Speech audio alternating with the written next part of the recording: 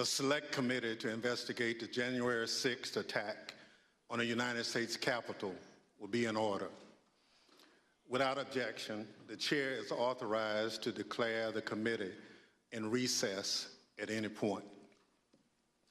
Pursuant to House Deposition Authority Regulation 10, the chair announces the committee's approval to release the deposition material presented during tonight's hearing. Thanks to everyone watching tonight for sharing part of your evening to learn the facts and causes of the events leading up to and including the violent attack on January 6, 2021. Our democracy, electoral system, and country. I'm Benny Thompson, chairman of the January 6, 2021 committee. I was born, raised, and still live in Bolton, Mississippi, a town with a population of 521, which is midway between Jackson and Vicksburg, Mississippi, and the Mississippi River. I'm from a part of the country where people justified the actions of slavery, the Ku Klux Klan, and lynching. I'm reminded of that dark history as I hear voices today try and justify the actions of the insurrectionists on January 6, 2021. Over the next few weeks, hopefully you will get to know the other members, my colleagues up here, and me. We represent a diversity of communities from all over the United States, rural areas and cities, East Coast, West Coast, and the Heartland. All of us have one thing in common. We swore the same oath. That same oath that all members of Congress take upon taking office and afterwards every 2 years if they are reelected. We swore an oath to defend the Constitution against all enemies, foreign and domestic. The words of the current oath taken by all of us that nearly every United States government employee takes have their roots in the Civil War. Throughout our history, the United States has fought against foreign enemies to preserve our democracy, electoral system, and country.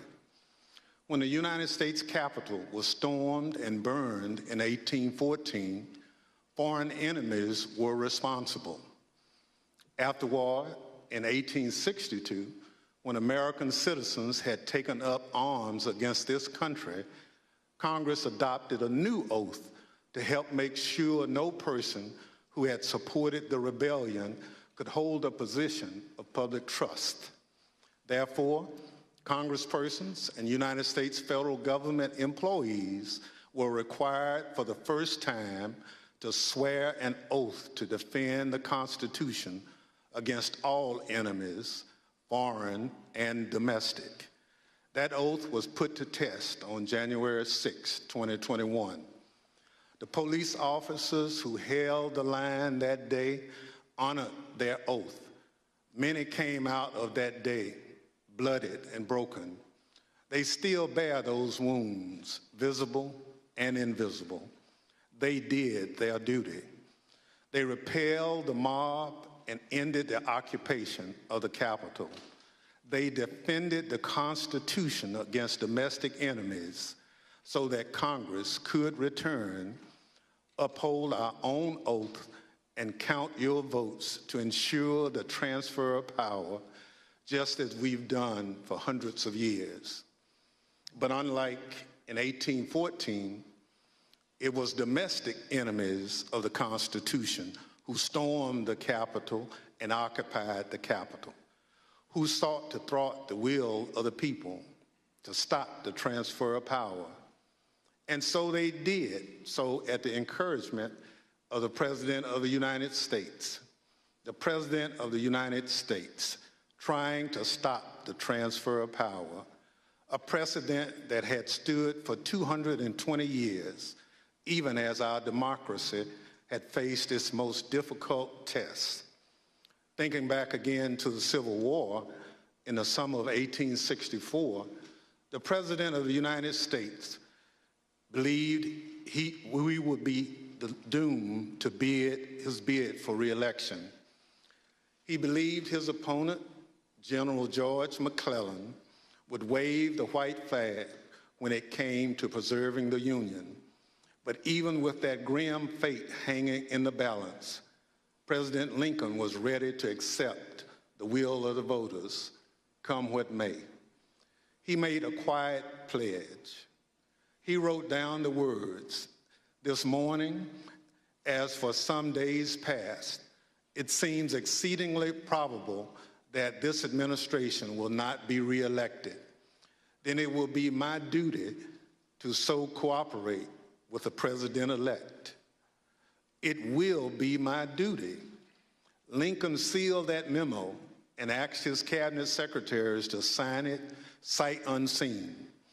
He asked them to make the same commitment he did, to accept defeat if indeed defeat was the will of the people, to uphold the rule of law, to do what every president who came before him did and what every president who followed him would do, until Donald Trump. Donald Trump lost the presidential election in 2020. The American people voted him out of office. It was not because of a rigged system. It was not because of voter fraud. Don't believe me? Hear what his former Attorney General had to say about it. I warn those who watching that this contains strong language. No, just what I've been through. I had 3 discussions with the president that I can recall. One was on November 23rd, one was on December 1st, and one was on December 14th. And I've been through sort of the give and take of those discussions. And in that context, I made it clear I did not agree with the idea of saying the election was stolen and putting out this stuff, which I told the president was bullshit. And, you know, I didn't want to be a part of it, and that's one of the reasons that went into me deciding to leave when I did. I observed, I think it was on December 1st, that, you know, how can you can't live in a world where the incumbent administration stays in power based on its view, unsupported by specific evidence, that there was fraud in the election. Bill Barr, on Election Day 2020, he was the Attorney General of the United States, the top law enforcement official in the country, telling the president exactly what he thought about claims of a stolen election. Donald Trump had his days in court to challenge the results. He was within his rights to seek those judgments. In the United States, law-abiding citizens have those tools for pursuing justice. He lost in the courts, just as he did at the ballot box. And in this country, that's the end of the line. But for Donald Trump, that was only the beginning of what became a sprawling, multi-step conspiracy aimed at overturning the presidential election, aimed at throwing out the votes of millions of Americans, your votes, your voice in our democracy, and replacing the will of the American people with his will to remain in power after his term ended. Donald Trump was at the center of this conspiracy, and ultimately, Donald Trump, the President of the United States, spurred a mob of domestic enemies of the Constitution to march down the Capitol and subvert American democracy. Any legal jargon you hear about seditious conspiracy, obstruction of an official proceeding, conspiracy to defraud the United States boils down to this. January 6th was the culmination of an attempted coup, a brazen attempt, as one rioter put it shortly after January 6th, to overthrow the government. The violence was no accident. It represented Trump's last stand, most desperate chance to halt the transfer of power. Now, you may hear those words and think, this is just another political attack on Donald Trump by people who don't like him. That's not the case. My colleagues and I all wanted an outside independent commission to investigate January 6th, similar to what we had after 9/11. But after first agreeing to the idea, Donald Trump's allies in Congress put a stop to it. Apparently, they don't want January 6th investigated at all. And in the last 17 months, many of those same people have tried to whitewash what happened on January 6th, to rewrite history, call it a tourist visit, label it legitimate political discourse. Donald Trump and his followers have adopted the words of the songwriter, "Do you believe me or your lying eyes?" We can't sweep what happened under the rug. The American people deserve answers. So I come before you this evening, not as a Democrat, but as an American who swore an oath to defend the Constitution. The Constitution doesn't protect just Democrats or just Republicans. It protects all of us, we the people. And this scheme was an attempt to undermine the will of the people. So tonight, and over the next few weeks, we're going to remind you of the reality of what happened that day. But our work must do much more than just look backwards. Because of our democracy remains in danger, the conspiracy to thwart the will of the people is not over.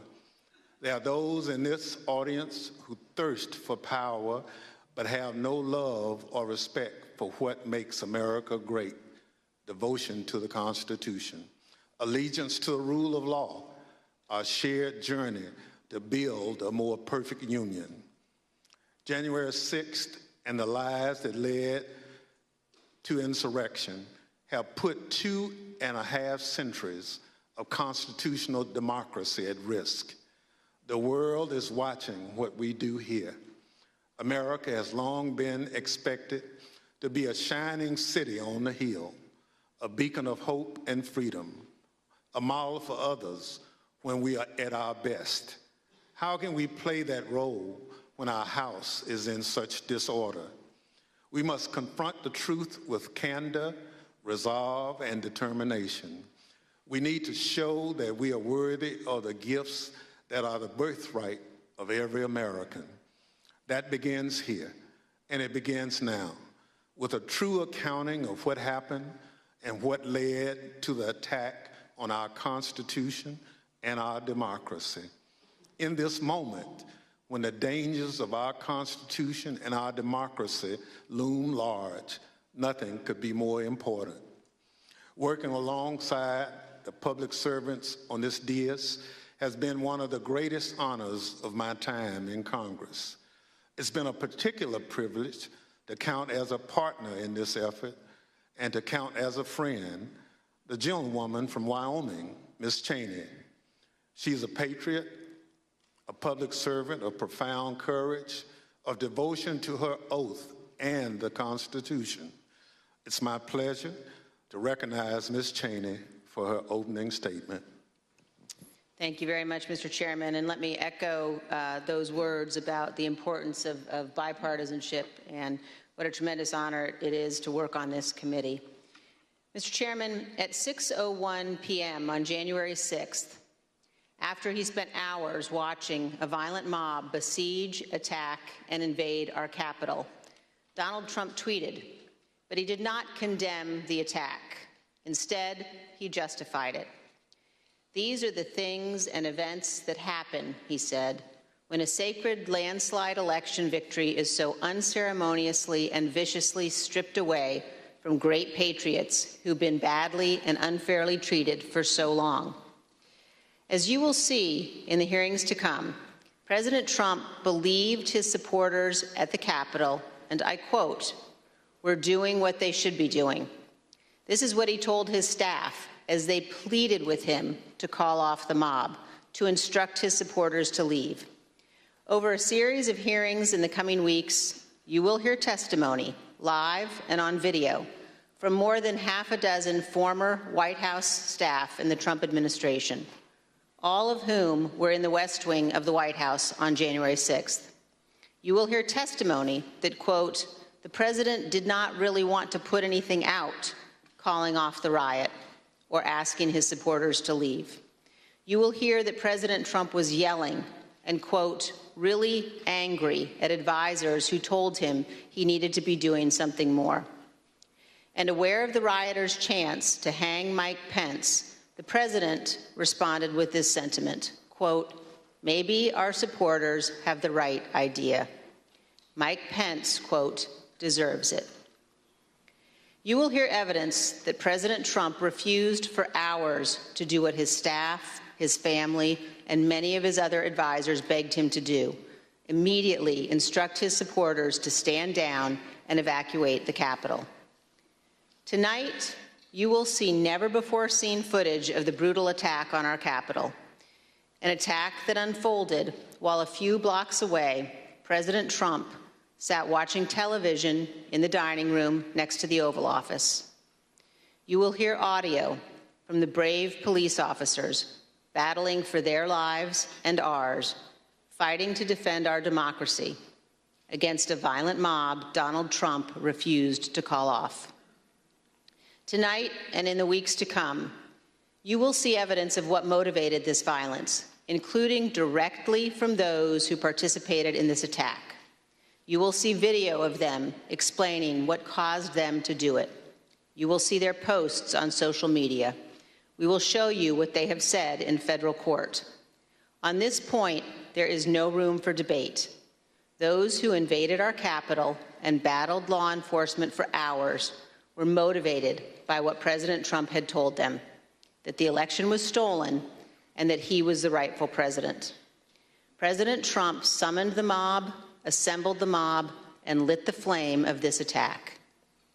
You will also hear about plots to commit seditious conspiracy on January 6th, a crime defined in our laws as conspiring to overthrow, put down, or destroy by force the government of the United States, or to oppose by force the authority thereof. Multiple members of two groups, the Oath Keepers and the Proud Boys, have been charged with this crime for their involvement in the events leading up to and on January 6th. Some have pled guilty. The attack on our Capitol was not a spontaneous riot. Intelligence available before January 6th identified plans to, quote, invade the Capitol, occupy the Capitol, and take other steps to halt Congress's count of electoral votes that day. In our hearings to come, we will identify elements of those plans, and we will show specifically how a group of Proud Boys led a mob into the Capitol building on January 6th. Tonight, I am going to describe for you some of what our committee has learned and highlight initial findings you will see this month in our hearings. As you hear this, all Americans should keep in mind this fact. On the morning of January 6th, President Donald Trump's intention was to remain President of the United States, despite the lawful outcome of the 2020 election and in violation of his constitutional obligation to relinquish power. Over multiple months, Donald Trump oversaw and coordinated a sophisticated 7-part plan to overturn the presidential election and prevent the transfer of presidential power. In our hearings, you will see evidence of each element of this plan. In our second hearing, you will see that Donald Trump and his advisors knew that he had in fact lost the election. But despite this, President Trump engaged in a massive effort to spread false and fraudulent information to convince huge portions of the U.S. population that fraud had stolen the election from him. This was not true. Jason Miller was a senior Trump campaign spokesman. In this clip, Miller describes a call between the Trump campaign's internal data expert and President Trump a few days after the 2020 election. I was in the Oval Office, and at some point in the conversation, Meadows, who is the lead data person, was brought on, and I remember he delivered to the president pretty blunt terms that he was going to lose. And that was based, Mr. Miller, on Matt and the data team's assessment of the sort of county by county, state by state results as reported? Correct. Alex Cannon was one of President Trump's campaign lawyers. He previously worked for the Trump Organization. One of his responsibilities was to assess allegations of election fraud in November 2020. Here is one sample of his testimony discussing what he told White House Chief of Staff Mark Meadows. I remember a call with Mr. Meadows, where Mr. Meadows was asking me what I was finding and if I was finding anything. And I remember sharing with him that we weren't finding anything that would be sufficient to change the results in any of the key states. When was that conversation? Probably in November, mid to late November. I think it was before my child was born. And what was Mr. Meadows' reaction to that information? I believe the words he used were, "So there's no there there." There's no there there. The Trump campaign's general counsel, Matt Morgan, gave similar testimony. He explained that all of the fraud allegations and the campaign's other election arguments taken together and viewed in the best possible light for President Trump could still not change the outcome of the election. President Trump's Attorney General Bill Barr also told Donald Trump his election claims were wrong. Repeatedly told the president in no uncertain terms that I did not see evidence of fraud and that would have affected the outcome of the election. And frankly, a year and a half later, I haven't seen anything to change my mind on that. Attorney General Barr also told President Trump that his allegations about Dominion voting machines were groundless. I saw absolutely zero basis for the allegations, but they were made in such a sensational way that they obviously were influencing a lot of people, members of the public, that there was this systemic corruption in the system and that their votes didn't count and that these machines controlled by somebody else were actually determining it, which was complete nonsense. And it was being laid out there. And I told them that it was crazy stuff and they were wasting their time on that. And it was doing a grave disservice to the country. But President Trump persisted, repeating the false Dominion allegations in public at least a dozen more times, even after his attorney general told him they were, quote, complete nonsense. And after Barr's resignation on December 23rd, the acting attorney general who replaced him, Jeff Rosen, and the acting deputy, Richard Donahue, told President Trump over and over again that the evidence did not support allegations he was making in public. Many of President Trump's White House staff also recognized that the evidence did not support the claims President Trump was making. This is the president's daughter commenting on Bill Barr's statement that the department found no fraud sufficient to overturn the election. How did that affect your perspective about the election when Attorney General Barr made that statement? It affected my perspective. I respect Attorney General Barr. So I accepted what he was saying. As you will hear on Monday, the president had every right to litigate his campaign claims, but he ultimately lost more than 60 cases in state and federal courts. The president's claims in the election cases were so frivolous and unsupported that the president's lead lawyer, Rudy Giuliani, not only lost the lawsuits, his license to practice law was suspended. Here's what the court said of Mr. Giuliani. Giuliani communicated demonstrably false and misleading statements to courts, lawmakers, and the public at large in his capacity as lawyer for former President Donald J. Trump and the Trump campaign in connection with Trump's failed effort at re-election in 2020. As you will see in great detail in our hearings, President Trump ignored the rulings of our nation's courts. He ignored his own campaign leadership, his White House staff, many Republican state officials. He ignored the Department of Justice and the Department of Homeland Security.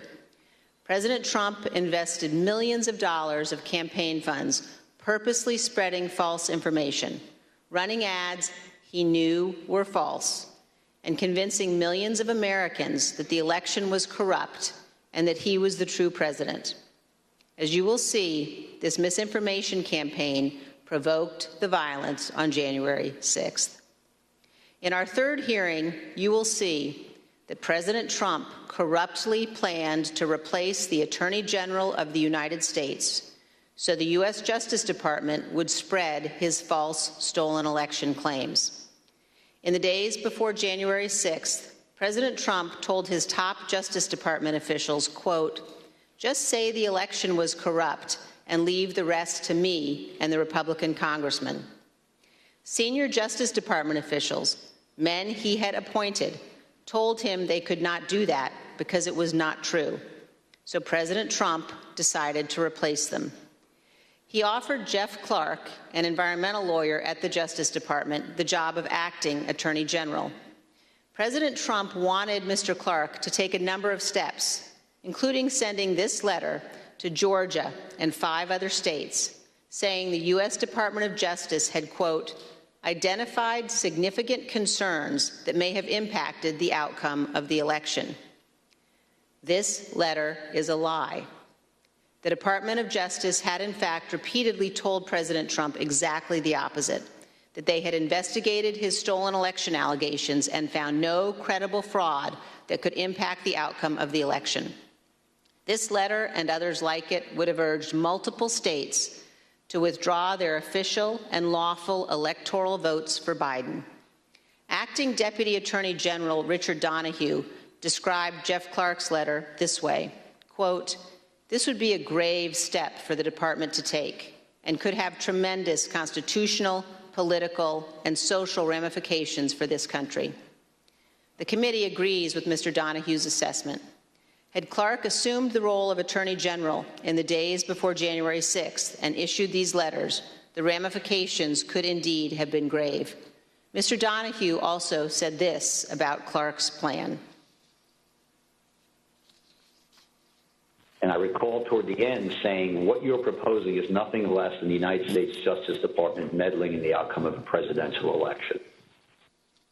In our hearings, you will hear firsthand how the senior leadership of the Department of Justice threatened to resign, how the White House counsel threatened to resign, and how they confronted Donald Trump and Jeff Clark in the Oval Office.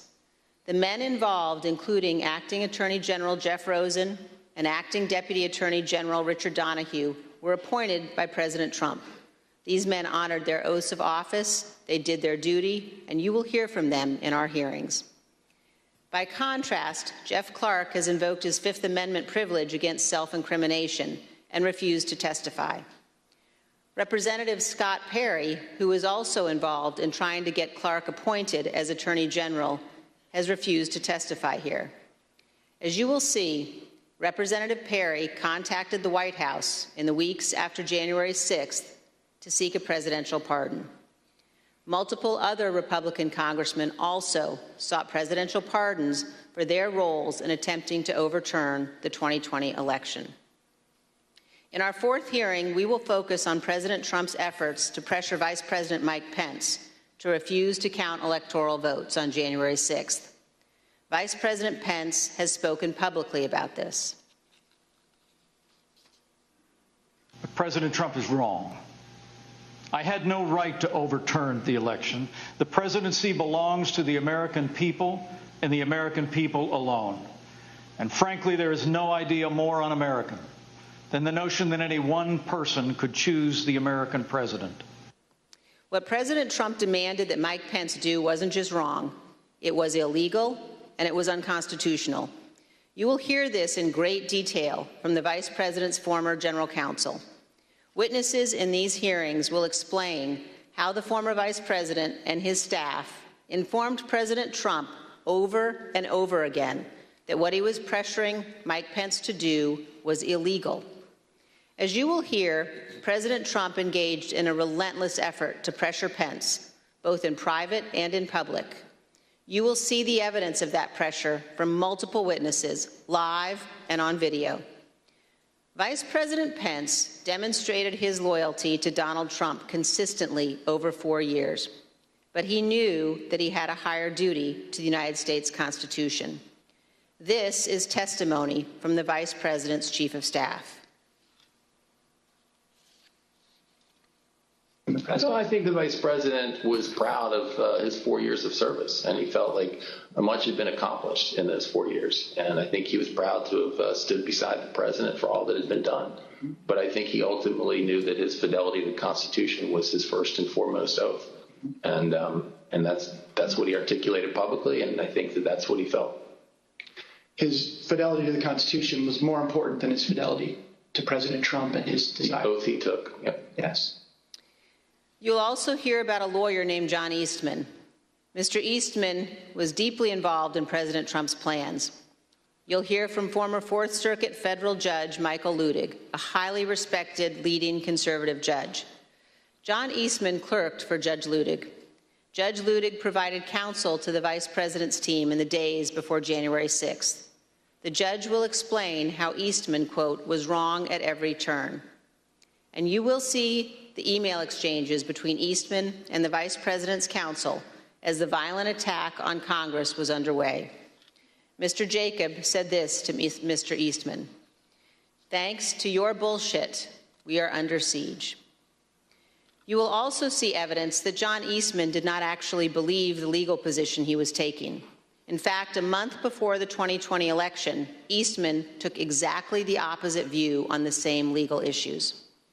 In the course of the Select Committee's work to obtain information from Mr. Eastman, we have had occasion to present evidence to a federal judge. The judge evaluated the facts, and he reached the conclusion that President Trump's efforts to pressure Vice President Pence to act illegally by refusing to count electoral votes likely violated 2 federal criminal statutes. And the judge also said this: if Dr. Eastman and President Trump's plan had worked, it would have permanently ended the peaceful transition of power, undermining American democracy and the Constitution.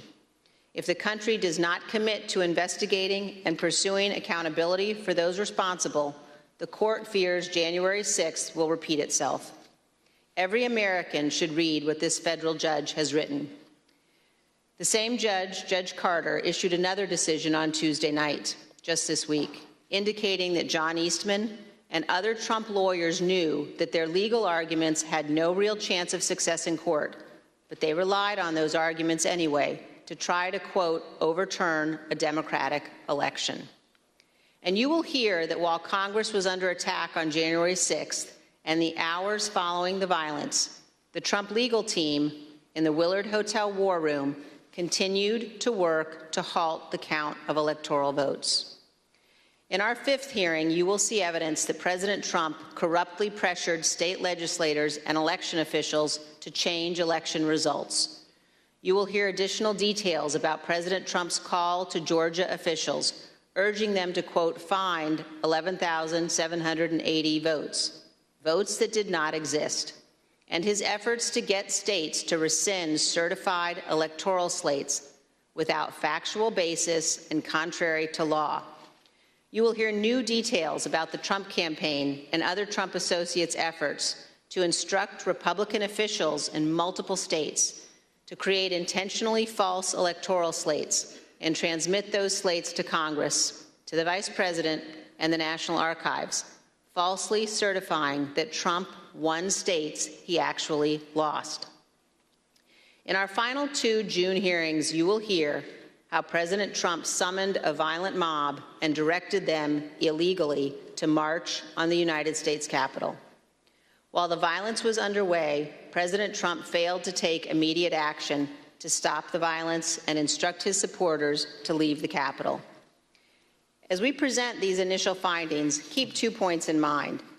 First, Our investigation is still ongoing, so what we make public here will not be the complete set of information we will ultimately disclose.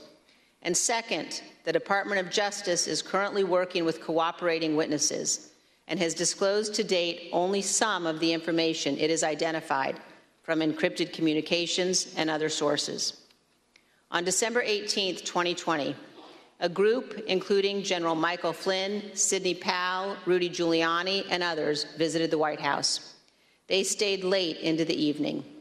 We know that the group discussed a number of dramatic steps, including having the military seize voting machines and potentially rerun elections. You will also hear that President Trump met with that group alone for a period of time before White House lawyers and other staff discovered the group was there and rushed to intervene. A little more than an hour after Ms. Powell, Mr. Giuliani, General Flynn, and the others finally left the White House, President Trump sent the tweet on the screen now, telling people to come to Washington on January 6th. Be there, he instructed them. We'll be wild. As you will see, this was a pivotal moment. This tweet initiated a chain of events. The tweet led to the planning for what occurred on January 6th, including by the Proud Boys, who ultimately led the invasion of the Capitol and the violence on that day. The indictment of a group of Proud Boys alleges that they planned, quote, to oppose by force the authority of the government of the United States. And according to the Department of Justice, on January 6, 2021, the defendants directed, mobilized, and led members of the crowd onto the Capitol grounds and into the Capitol, leading to the dismantling of metal barricades, the destruction of property, the breaching of the Capitol building, and the assaults on law enforcement. Although certain former Trump officials have argued that they did not anticipate violence on January 6th, the evidence suggests otherwise. As you will see in our hearings, the White House was receiving specific reports in the days leading up to January 6th, including during President Trump's Ellipse rally, indicating that elements in the crowd were preparing for violence at the Capitol. And on the evening of January 5th, the president's close advisor, Steve Bannon, said this on his podcast.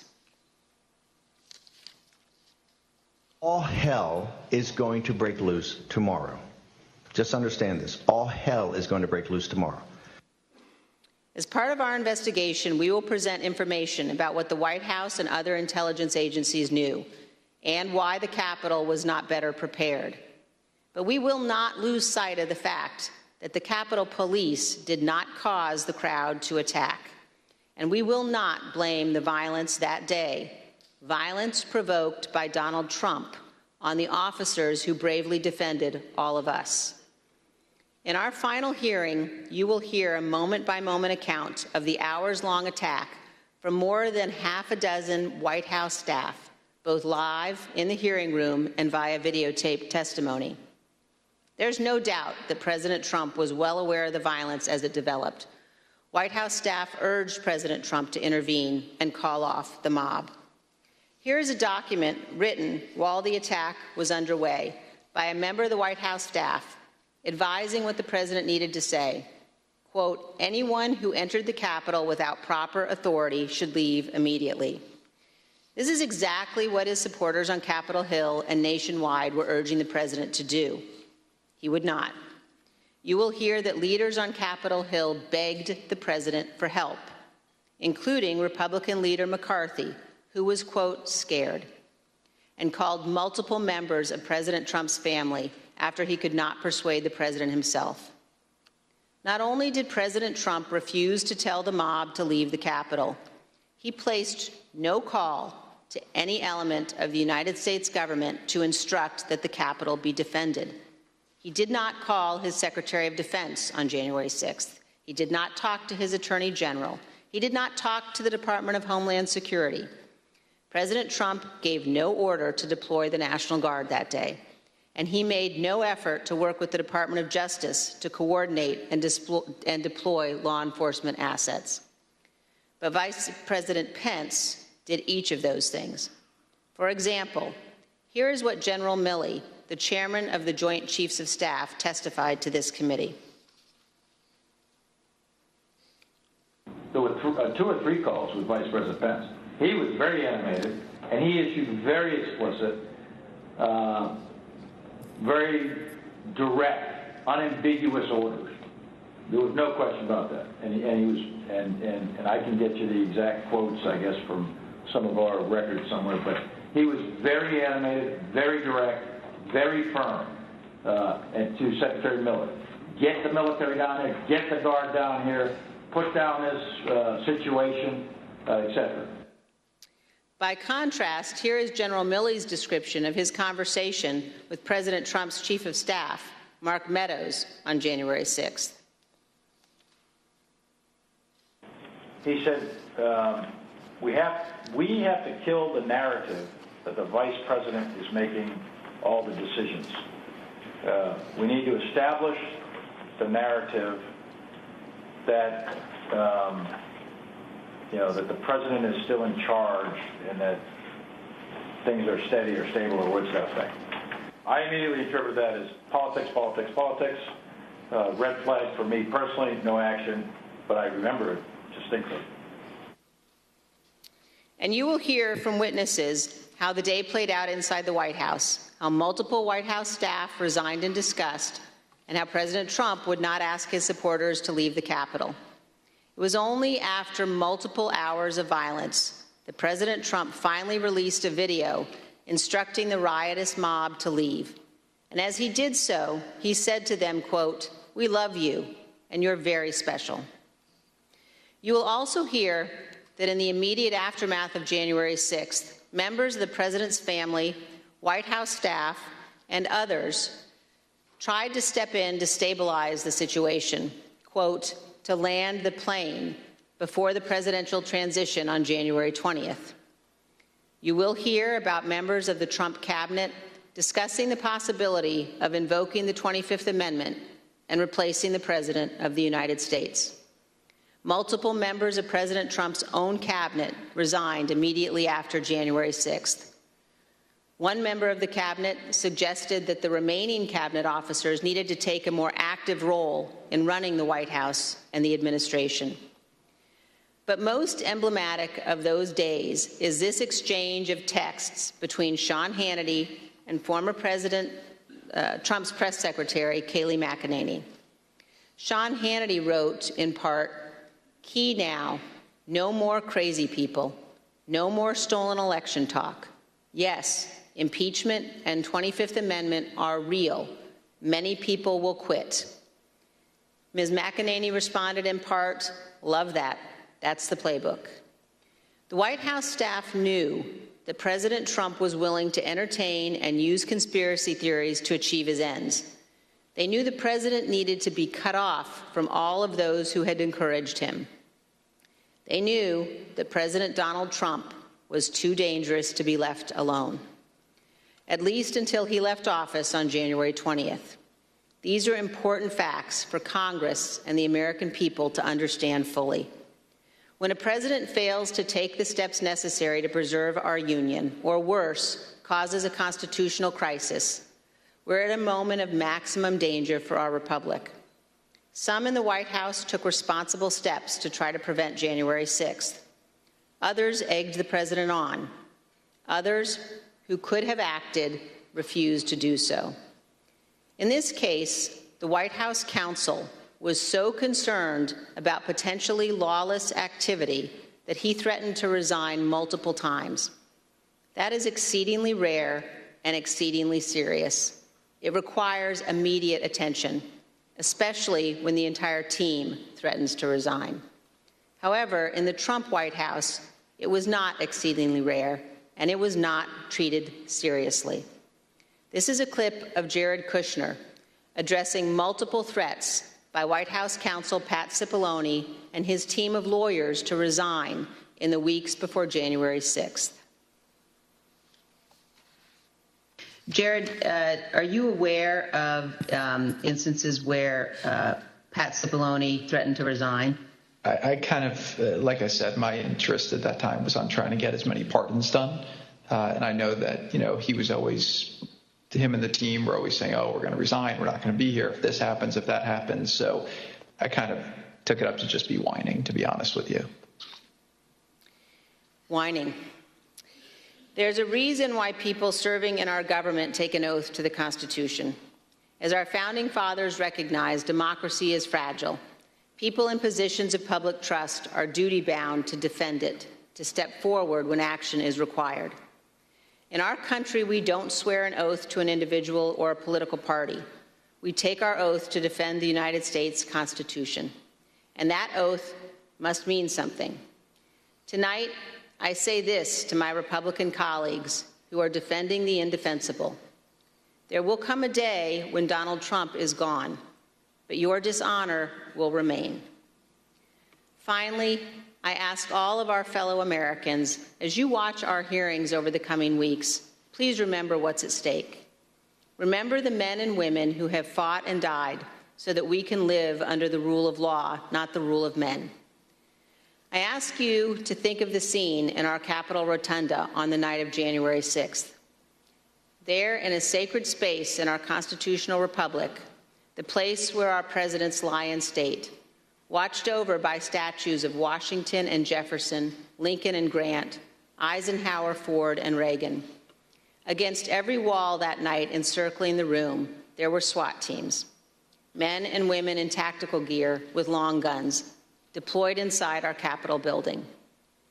There in the rotunda, these brave men and women rested beneath paintings depicting the earliest scenes of our republic, including one painted in 1824 depicting George Washington resigning his commission, voluntarily relinquishing power, handing control of the Continental Army back to Congress. With this noble act, Washington set the indispensable example of the peaceful transfer of power, what President Reagan called nothing less than a miracle. The sacred obligation to defend this peaceful transfer of power has been honored by every American president, except one. As Americans, we all have a duty to ensure that what happened on January 6th never happens again, to set aside partisan battles, to stand together to perpetuate and preserve our great republic. Thank you, Mr. Chairman. As we provide answers to American people about January 6th, it's important that we remember exactly what took place, that this was no tourist visit to the Capitol. Most of the footage we are about to play has never been seen. The Select Committee obtained it as a part of our investigation. This isn't easy to watch. I want to warn everyone that this video includes violence and strong language. Without objection, I include in the record a video presentation of the violence of January 6th.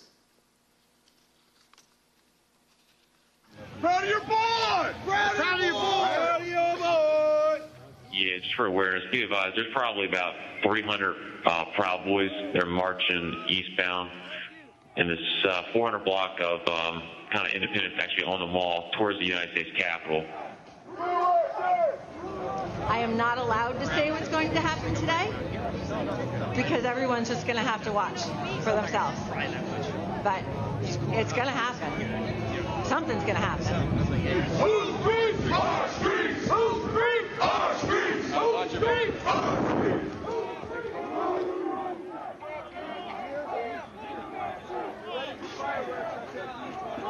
You hurt you. We are on your side. Don't make us go against you. Understand the side.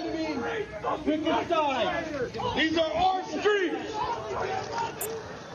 $20 a picture. I hope Mike is going to do the right thing. I hope so. I hope so. Because if Mike Pence does the right thing, we win the election. All Vice President Pence has to do is send it back to the states to recertify. And we become president, and you are the happiest people. Mike Pence is going to have to come through for us. And if he doesn't, that will be a sad day for our country. Because because you'll never take back our country with weakness. You have to show strength, and you have to be strong.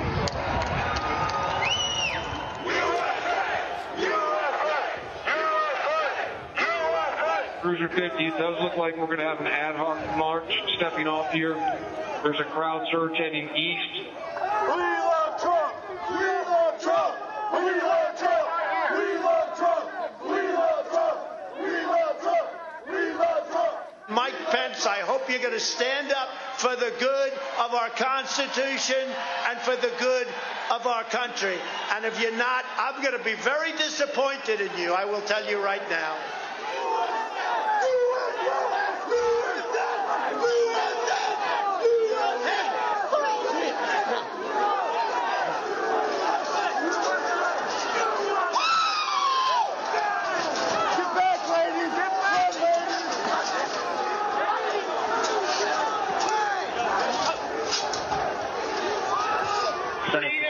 Priority. We just had protests. Peace circle. Preach the line. We need backup.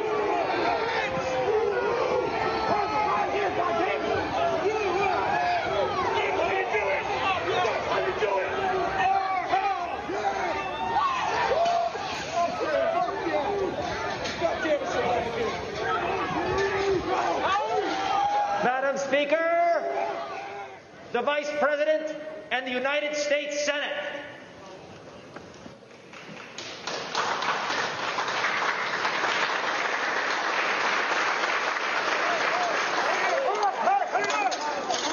We're going to give riot warnings as soon as the outlet is here. We're going to give riot warnings. We're going to try to get compliance, but this is now effectively a riot. 49 hours declaring it a riot. Cruiser 5 to 50, be advised, Capitol Police 1 advised they're trying to breach and get into the Capitol. 50, I copy.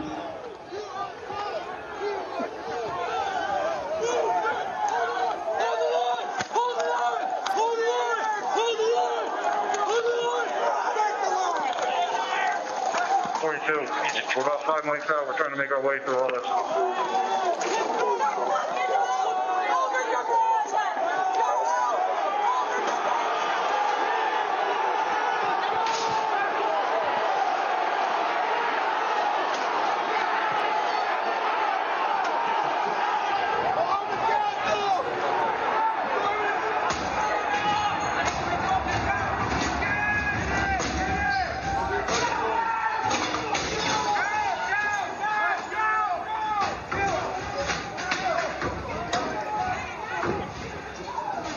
We have a breach of the Capitol! Breach of the Capitol to the upper level! Jack, be advised, they're requesting additional resources on the east side as they've broken into that window and they're trying to kick it in.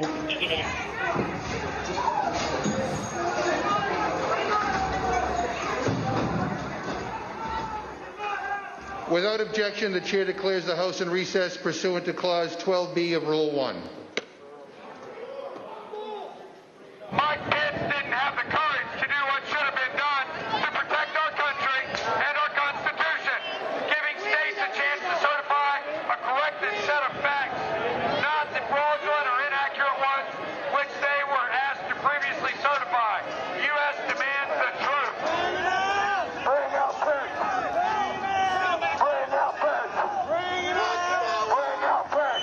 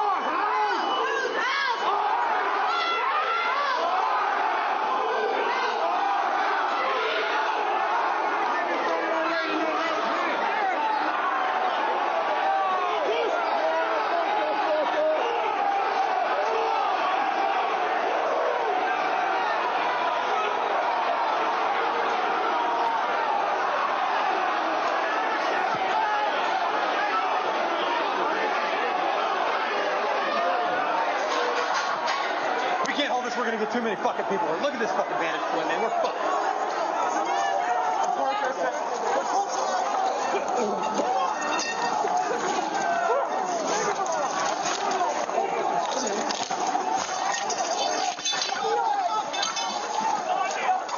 We need an area for the House members. They're all walking over now through the tunnels.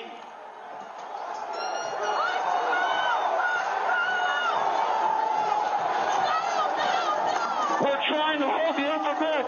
We're trying to hold the upper deck now. We need to hold the doors of the Capitol.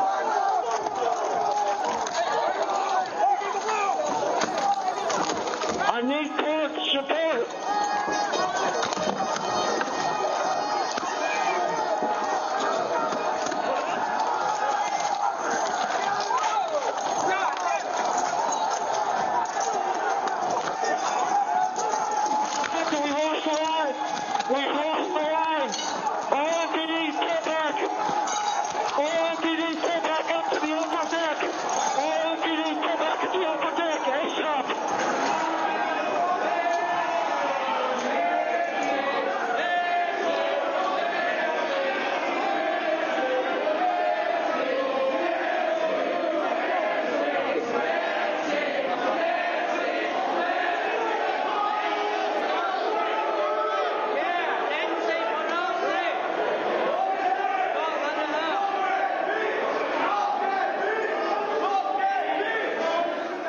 Cruiser 50, be advised that Capitol Police is going to start moving their resources inside.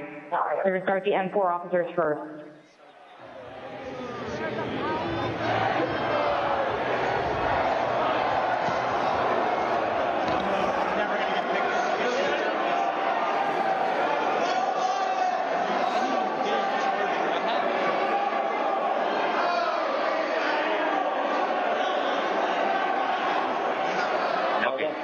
With 4 members, the doors barricaded. There's people flooded the hallways outside. We have no way out.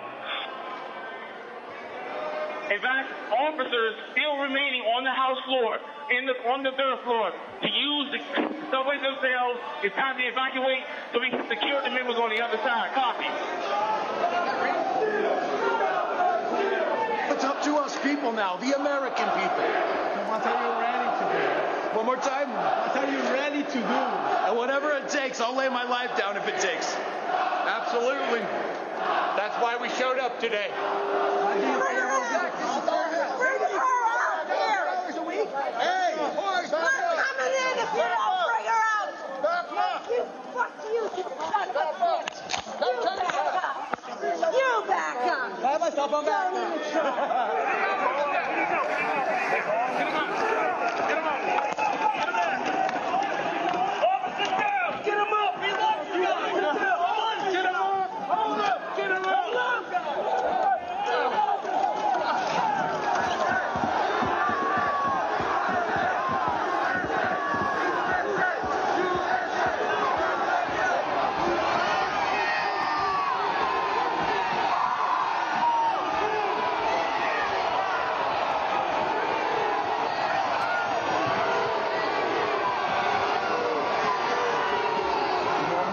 Staging to send to that West Carriage door for backup.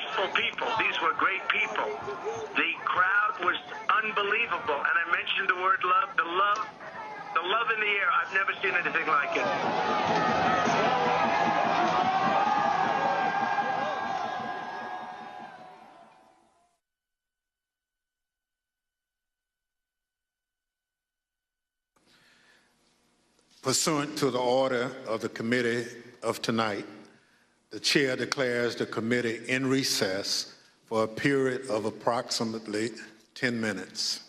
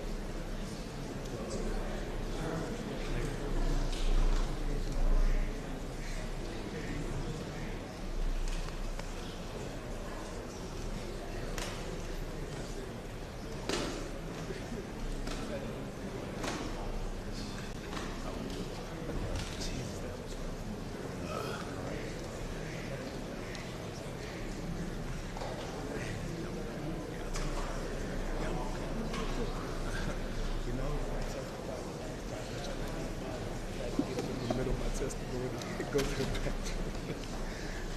You too. Thanks.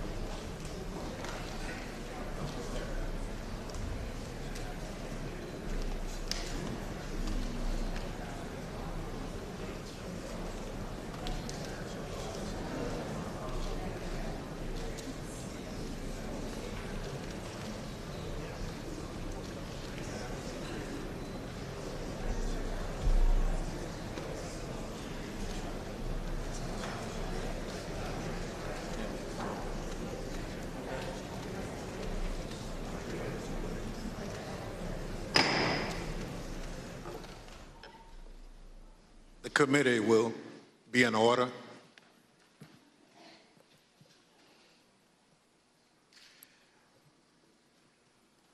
I want to thank our witnesses for being with us this evening to share their firsthand accounts of that terrible day. I know that some of the witnesses from our first hearing are in the room with us, along with some of the family members, friends, and widows of the officers who lost their lives as a result of the attack. Thank you all for being here for us and the American people. Officer Carolyn Edwards has been with the United States Capitol Police since 2017. On January 6th, Officer Edwards was assigned to the First Responder Unit, which serves as the first line of defense at the Capitol complex. She also served as a member of the Civil Disturbance Unit, a special subset of the uniformed division trained to respond to mass demonstration events. Officer Edwards is a graduate of the University of Georgia and currently is working on a master's degree in intelligence analysis from Johns Hopkins University. Nick Quistad is an acclaimed filmmaker whose credits include documenting stories from war zones in Afghanistan, Syria, and Iraq. On January 6th, Mr. Quistad was working on a documentary about, quote, why Americans are so divided when Americans have so much in common, end quote. During that day, Mr. Quistad interviewed and documented movements of the people around the Capitol, including the first moments of the violence against the Capitol Police and the chaos that ensued. I will now swear in our witnesses. The witnesses will please stand and raise your right hand. Do you swear and affirm under penalty of perjury that the testimony you're about to give is the truth, the whole truth, and nothing but the truth, so help you God?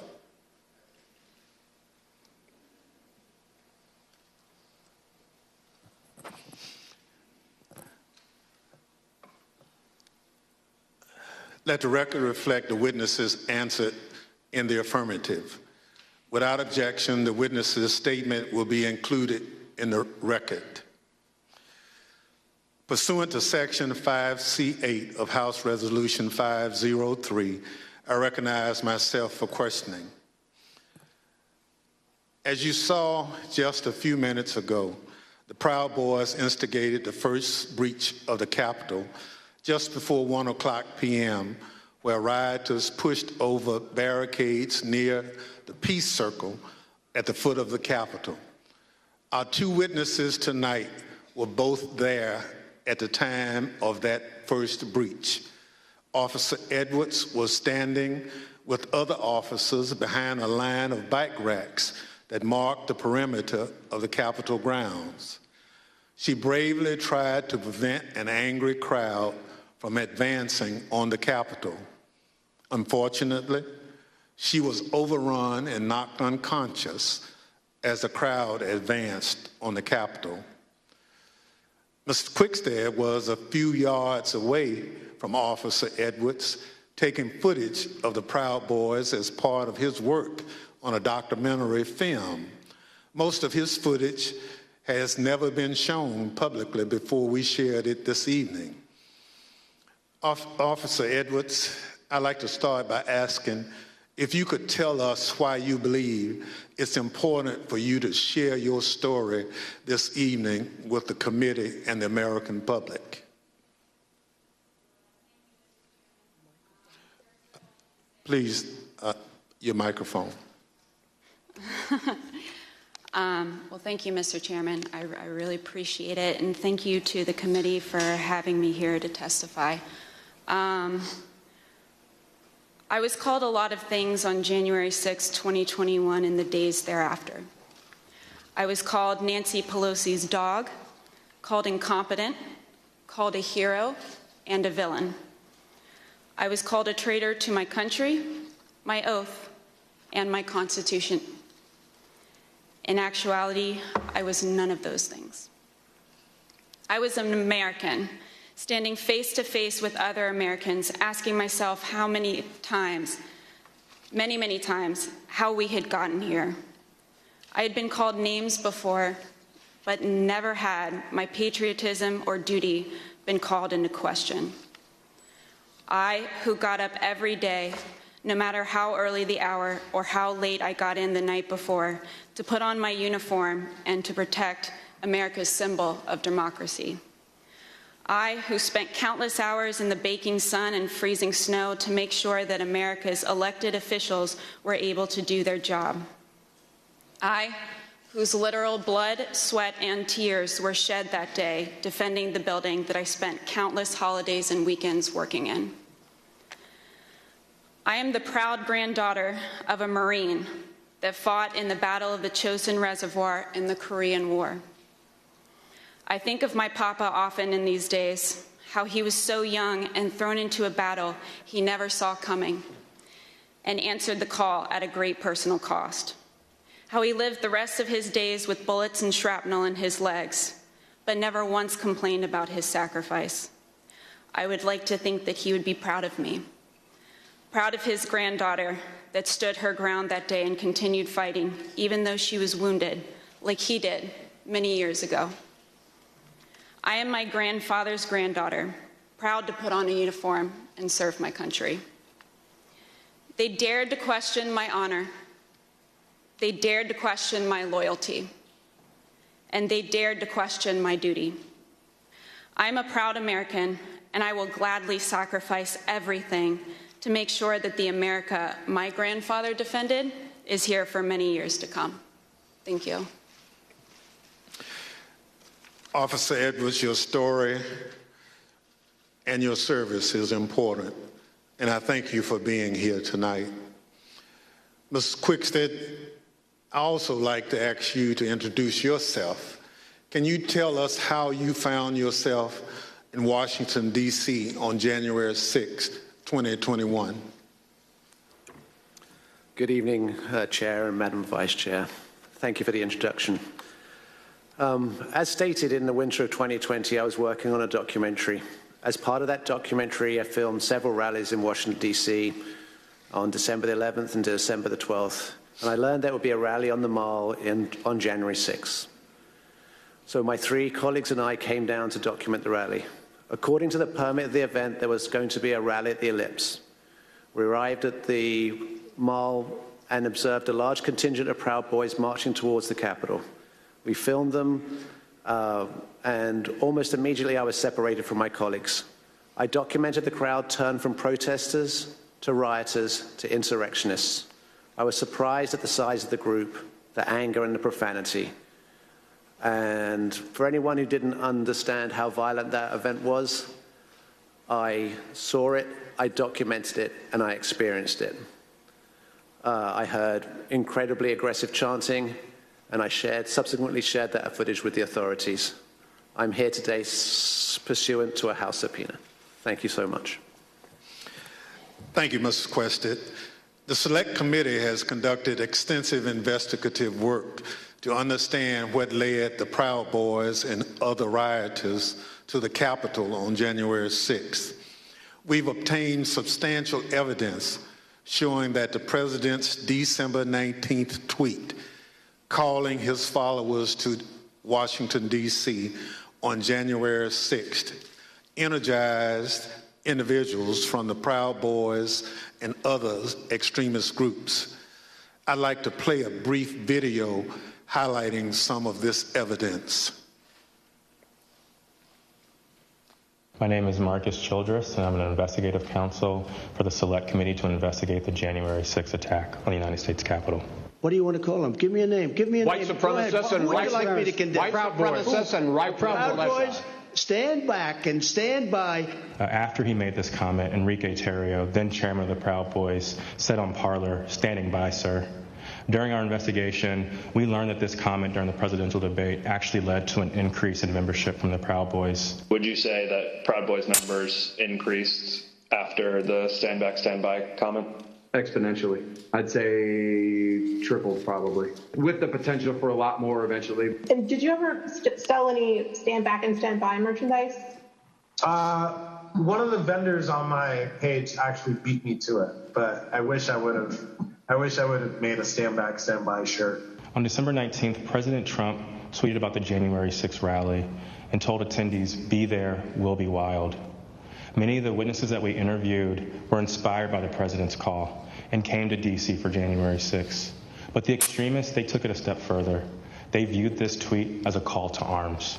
A day later, the Department of Justice describes how the Proud Boys created a chat called the Ministry of Self-Defense Leadership Chat.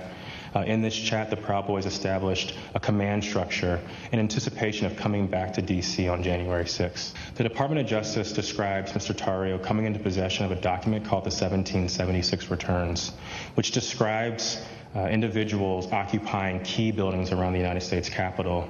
The Oath Keepers are another group that the committee investigated. You better get your ass to D.C., folks, this Saturday. Yeah, if you don't, there'll be no more Republic. But we're not going to let that happen. It's not even an if.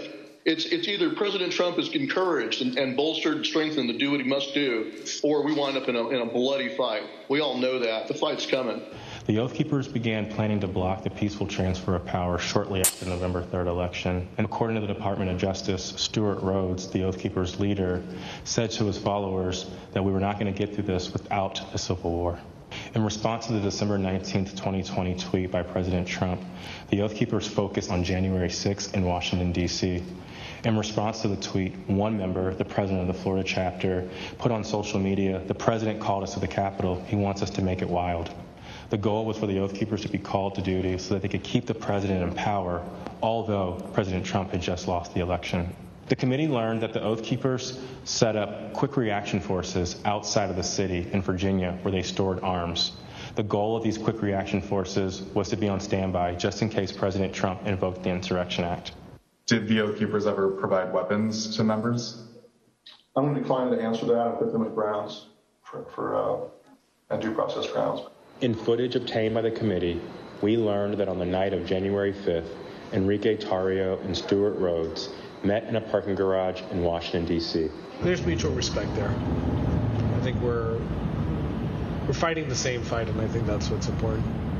The committee learned that the Oath Keepers went into the Capitol through the east doors in two stack formations. The DOJ alleges that one of the stacks went into the Capitol looking for Speaker Pelosi, although they never found her. As the attack was unfolding, Mr. Tarrio took credit. In documents obtained by the Department of Justice, Mr. Tarrio said in an encrypted chat, "Make no mistake, and we did this." Later on that evening, Mr. Tarrio even posted a video which seemed to resemble him in front of the Capitol with a black cape, and the title of the video was Premonition. The evidence developed by the Select Committee and the Department of Justice highlights how each group participated on the attack on the Capitol on January 6th. In fact, the investigation revealed that it was individuals associated with the Proud Boys who instigated the initial breach at the Peace Circle at 12:53 p.m.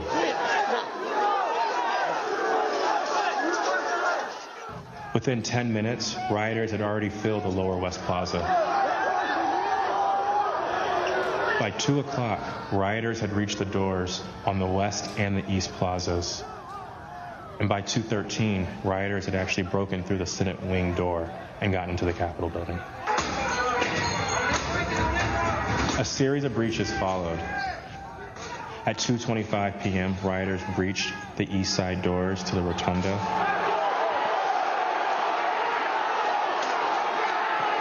And then right after 2:40 p.m., rioters breached the east side doors near the Ways and Means room. Once the rioters infiltrated the Capitol, they moved through the crypt, the rotunda, the hallways leading to the House chambers, and even inside the Senate chambers.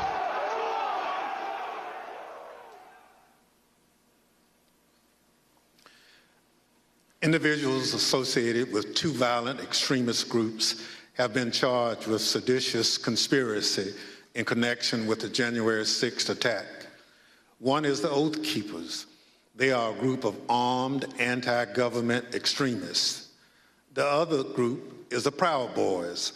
They promote white supremacist beliefs and have engaged in violence with people they view as their political enemies.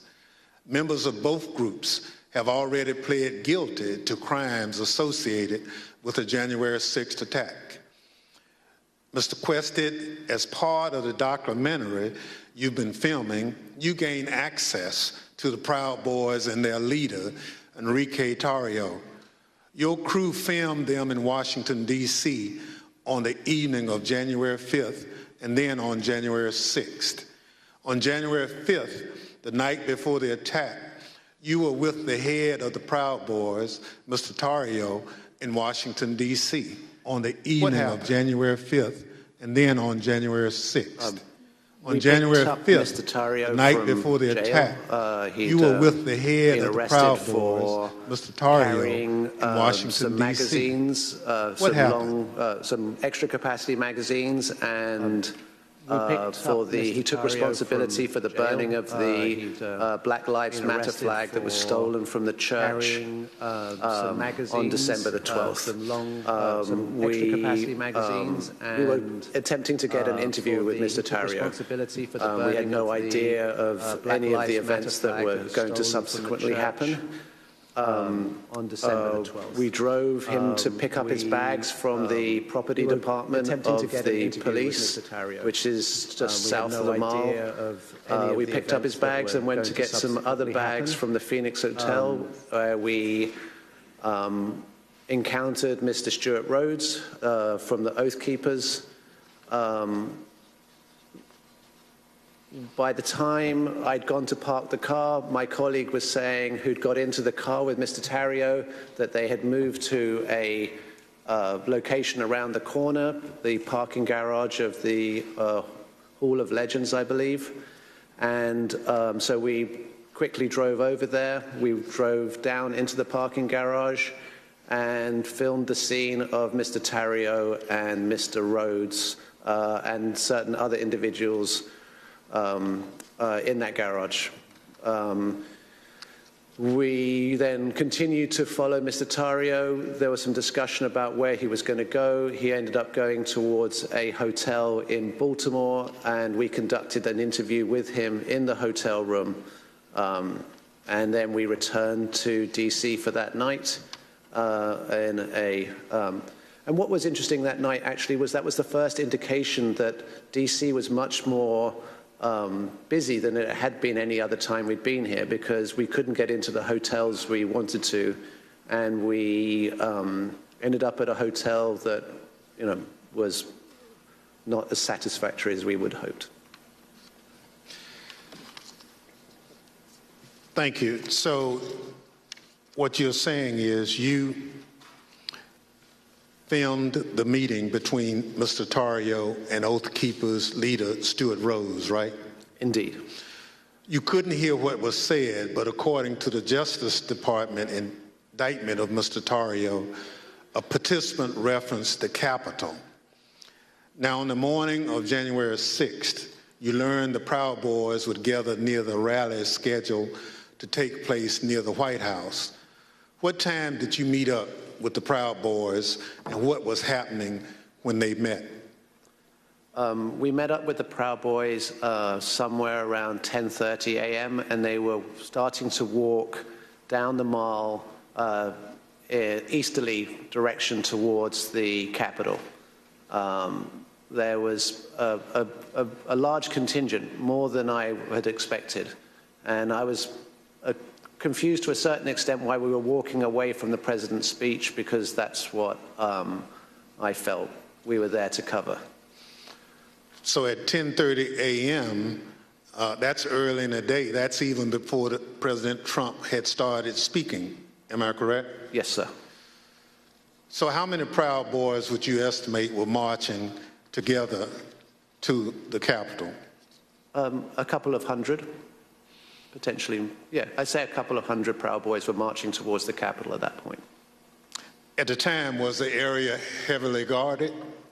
No, that was, I remember we walked we walked down the mall, we walked to the right of the reflecting pool, and then north along the road that leads to the Peace Circle, And as we were walking past the peace circle, I framed the Proud Boys to the right of my shot with the Capitol behind, and we see one sole police officer at the barriers, which subsequently breached.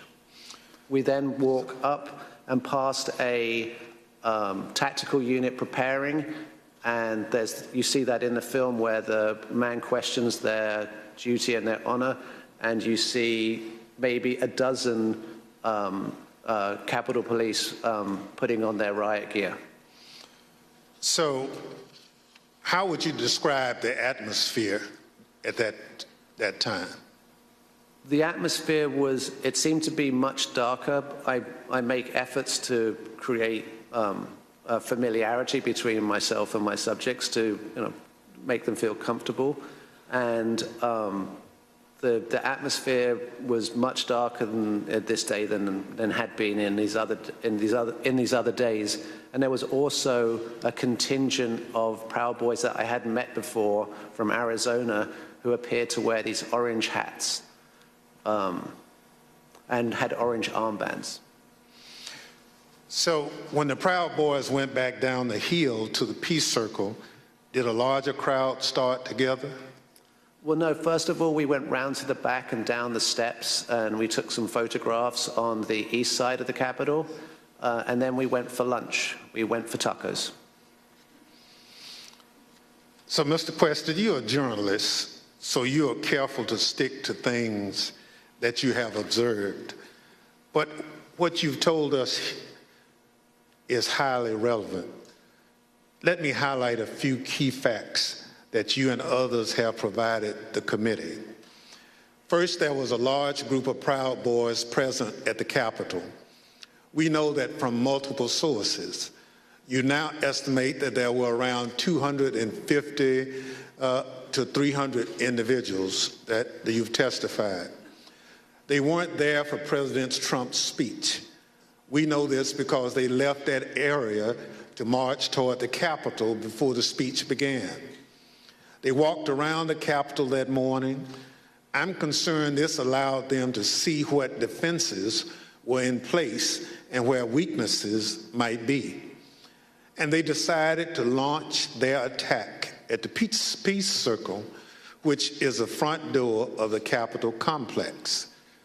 It's the first security perimeter that those marching from the ellipse would have to come to as they moved toward the Capitol.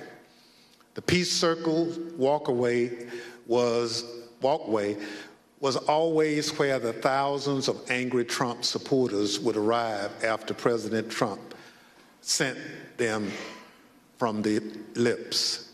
The Proud Boys timed their attack to the moments before the start of the joint session in the Capitol, which is also where President Trump directed the angry mob, "We fight like hell," end quote.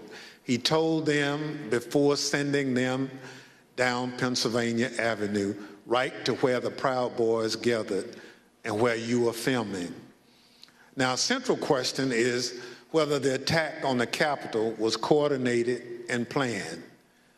What you witnessed is what a coordinated and planned effort would look like. It was the culmination of a months-long effort spearheaded by President Trump. Mr. Quested, thank you for your eyewitness account of the lead up to the breach of the Peace Circle. This brings us to a point in time where you and Officer Edwards were in close proximity. At this point, I reserve the balance of my time pursuant to 5C Section 8 of House Resolution 503. The chair recognizes the gentlewoman from Wyoming, Ms. Cheney, for questioning. Thank you very much, Mr. Chairman. Officer Edwards, I want to start by thanking you for your service and thank you for your courage. Thank you for being here this evening. I know that it's not easy to relive what happened for you and for the officers behind you and for the family members of officers in the audience this evening. But it's really important for the country to have a full accounting and understand what happened. I want to start, Officer Edwards, with a short clip that shows the horrible moment when you were injured as the peace circle was breached.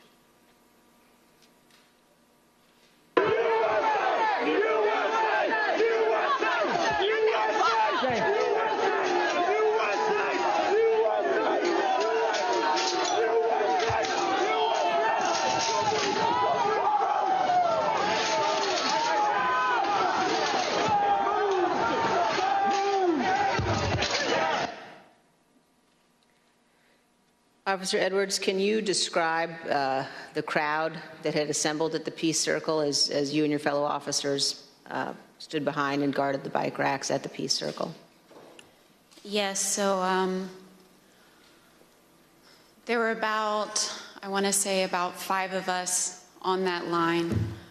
And there was our bike rack, and then at the bottom of the Pennsylvania Avenue walkway, or right by Peace Circle, there was another bike rack. And so the crowd had kind of gathered there. It was the crowd led by Joseph Biggs, and they were mostly in civilian clothes. There were some who had military fatigues on. We could see people with bulletproof vests on, things like that. They didn't seem, extremely cohesive, but they had gathered there in their outfits, but they had gathered there together, and Joseph Biggs started, he had a megaphone, and he started talking about, first it was things kind of relating to Congress, and then the tables started turning once the, what is now the Arizona group is what you said, the crowd with orange hats, they came up chanting F-U-C-K, Antifa, and they joined that group. And once they joined that group, Joseph Biggs' rhetoric turned to the Capitol Police. He started asking us questions like, you didn't miss a paycheck during the pandemic. Mentioning stuff about our pay scale was mentioned. And, started turning the tables on us. And I've worked, I can, conservatively say probably hundreds of civil disturbance events. I know when I'm being turned into a villain, and that's when I turned to my sergeant and I stated the understatement of the century. I said, Sarge, I think we're going to need a few more people down here. And so after that, I think they started conferring. They went a little silent. They started conferring among each other. I saw the person now identified as Ryan Samsel. He put his arm around Joseph Biggs, and they were talking, and then they started approaching the first barricade. They ripped the first barricade down, and they approached our bike racks. At that time, we started holding on, grabbing the bike racks. There weren't many of us, so I grabbed the middle between 2 different bike racks. And, I wasn't under any pretense that I could hold it for very long, but I just wanted to, make sure that we could get more people down and get our CDU units time to answer the call. So we started grappling over the bike racks. I felt the bike rack come on top of my head, and I was pushed backwards, and my foot caught the stair behind me, and my chin hit the handrail, and then at that point I had blacked out, but the back of my head clipped the concrete stairs behind me. And you were knocked unconscious, is that right, Officer Edwards? Yes, ma'am. but then when you regained consciousness, even with the injuries, you returned to duty. Is that right? Yes, ma'am. At that time, adrenaline kicked in. I ran towards the West Front, and I tried to hold the line at the Senate steps at the Lower West Terrace. More people kept coming at us. It just seemed like, more and more people started, coming onto the West Front. They started overpowering us. And that was right about when MPD's officers showed up. Their bike officers pushed the crowd back and allowed our CDU units as well as theirs to form that line that you see, that very thin line between us and the protesters or the rioters, at that time. I fell behind that line, and for a while I started decontaminating people who had gotten sprayed and treating people medically who needed it. And then you were injured again there on the West Terrace. Is that right, Officer Edwards? Yes, ma'am. So after a while, I got back on the line. It was on the house side of the Lower West Terrace. And I was holding that line for a while. There weren't many of us over there. And Officer Sicknick was behind me for most of the time, for about 30 to 45 minutes that I was down there. We were just, as the best we could, we were just, grappling over bike racks and trying to hold them as quick as possible. All of a sudden, I see movement to the left of me, and I turned, and it was Officer Sicknick with his head in his hands. And he was ghostly pale, which I figured at that point that he had been sprayed, and I was concerned. My, cop alarm bells went off, because if you get sprayed with pepper spray, you're going to turn red. He turned just about as pale as this sheet of paper. And so I looked back to see what had hit him, what had happened, and that's when I got sprayed in the eyes as well. I was taken to be decontaminated by another officer, but we didn't get the chance because we were then tear gassed. And we are going to play just a brief clip of that moment that you've just described, Officer Edwards.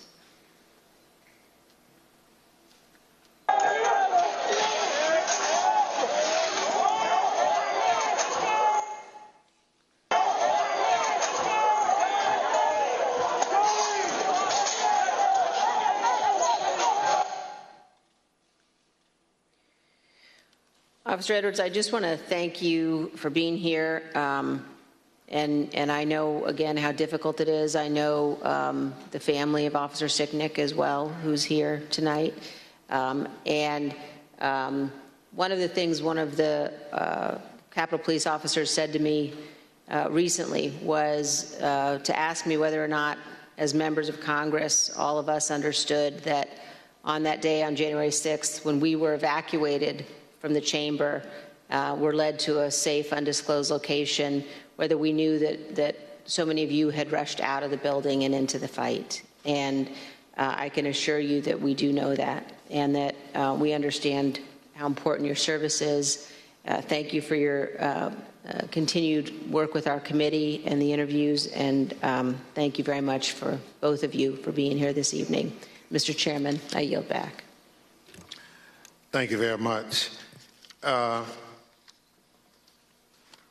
Ms. Edwards, can you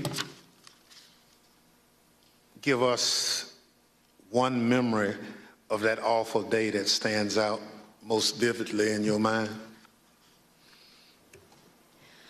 I can. That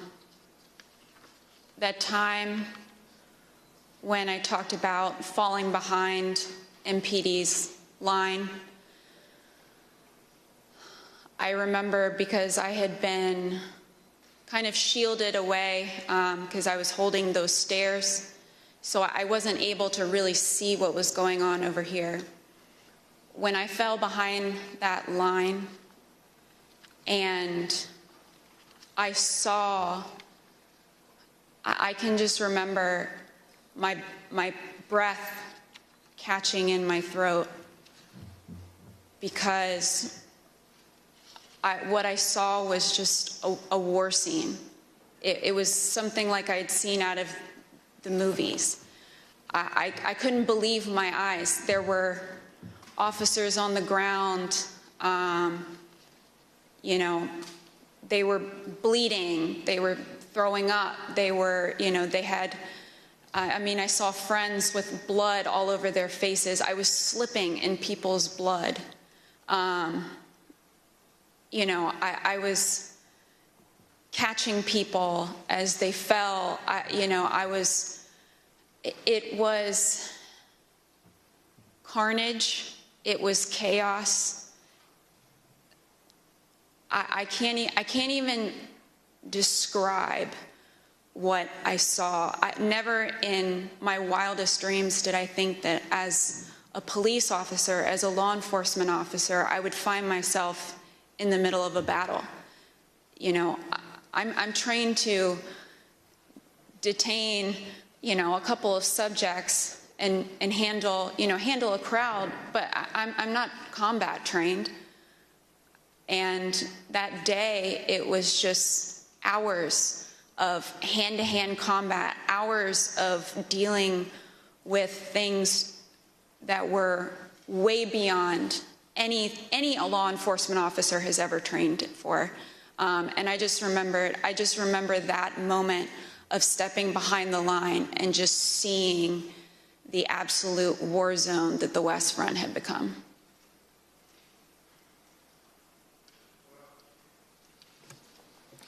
Let me thank you for your service and obviously your bravery that you have told the world about tonight. It's unfortunate that you had to defend the Capitol from fellow Americans. None of us would ever think that that would have to happen, but it did. So let me thank our witnesses for joining us tonight and sharing their experiences with America. Throughout my chairmanship of this committee, I've continuously vowed that this committee will ensure a comprehensive account of the heroic acts on January 6th, and that we will follow the facts wherever they lead. Your testimony is an essential part of that record and helps us do our job. Mr. Quested, thank you for sharing your footage and your account of the day's events with us. The images you recorded and have shared with the committee do a better job than any of our words in reinforcing the violence of January 6th. We hope that the power of your footage help encourage all Americans to consider how citizens with so much in common could viciously brawl at the seat of their democratic government. Officer Edwards, thank you for your brave service, as I indicated, on January 6th, and all you did to protect us, and most importantly, our democracy. If you and your fellow officers hadn't held the line against those violent insurrectionists, we can only imagine the disaster that would have ensued. Your heroism in the face of danger is admirable, and your will to continue to protect and serve despite your serious injuries should be an inspiration to all of us. We wish you a continued recovery and look forward to seeing you back in uniform sometime soon. The members of the Select Committee may have additional questions for tonight's witnesses, and we ask that you respond expeditiously in writing to those questions. Without objections, members will be permitted 10 business days to submit statements for the record, including opening remarks and additional questions for the witnesses. The witnesses have just told us what they heard the rioters saying while they stormed the Capitol on that day. Now we're going to hear it from the rioters themselves. Without objection, I include in the record a video presentation.